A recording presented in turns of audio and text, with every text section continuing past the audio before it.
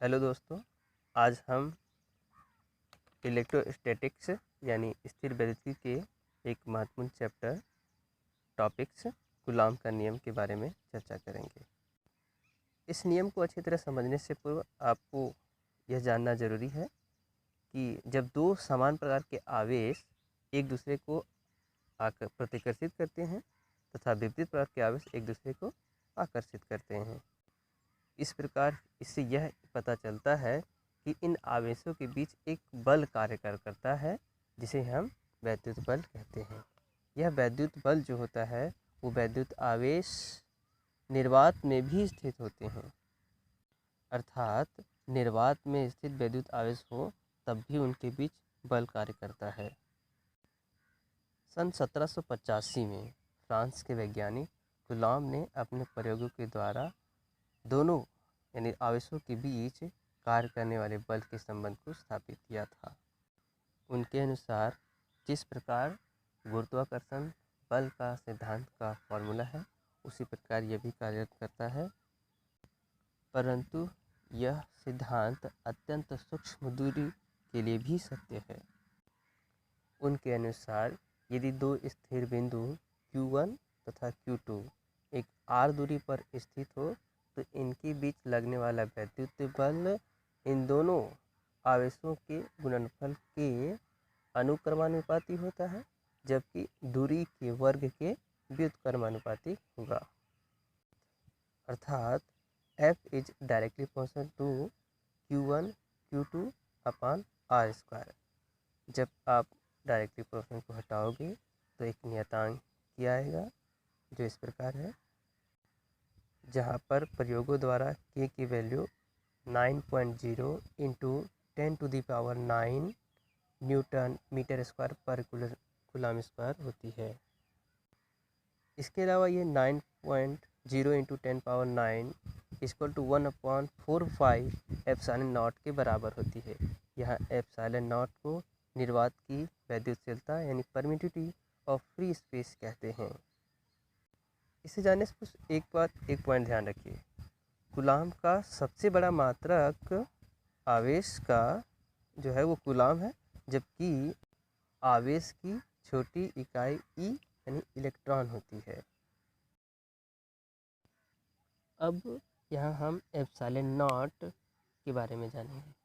Epsilon not को निर्वात की वैद्युतशीलता कहते हैं।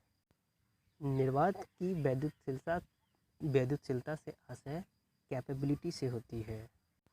जैसे किसी एक चीज़ को एक स्पेस से दूसरे स्पेस में जाना हो तो उसके लिए उसके लिए एक क्षमता की आवश्यकता होती है। उसी प्रकार एप्सिलॉन नॉट भी कैपेबिलिटी टू परमिट को दर्शाता है। अब आपको भी पता है एक स्थान से दूसरे स्थान जाने के लिए परमिशन की ज़रूरत हो यानी आप में अगर कैपेबिलिटी हो, उसी प्रकार इसमें भी आवेशों में भी होता है। इसीलिए है कि निर्वात की जो वैद्युतशीलता है यानी एप्सिलॉन नॉट, जल के लिए जो वैल्यू है वो 81 यानी 81 होती है, जबकि निर्वात यानी वायु में इसकी वैल्यू 1 और धातु के लिए इसकी वैल्यू जो होती है इनफाइनाइट होती है। इसका मतलब सबसे अच्छी तरीके से आवेशों का प्रवाह धातु में होता है।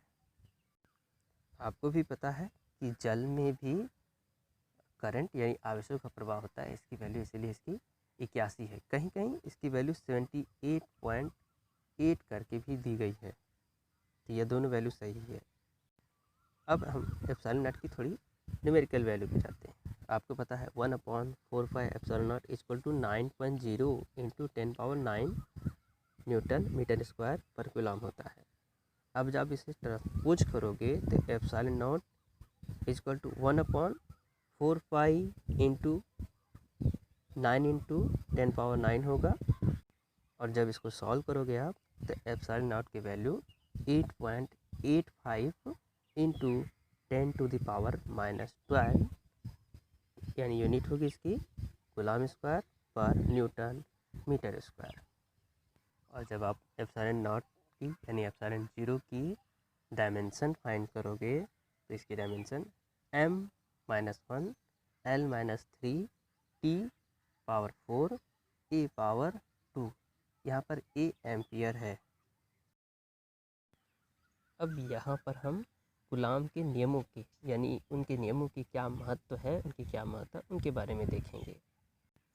गुरुत्वाकर्षण का जो नियम है वो अत्यंत सूक्ष्म कणों के लिए मान्य नहीं होता, जबकि कूलाम का नियम अत्यंत सूक्ष्म कण यानी एटॉमिक डिस्टेंस यानी परमाणुओं के बीच दूरी 10⁻⁻11 मीटर और अगर नाभिकीय भी दूरी लगभग 10⁻15 मीटर होती है, इनके बीच की दूरी इतनी भी हो तभी इनके बीच एक कूलाम का नियम सत्य होता है।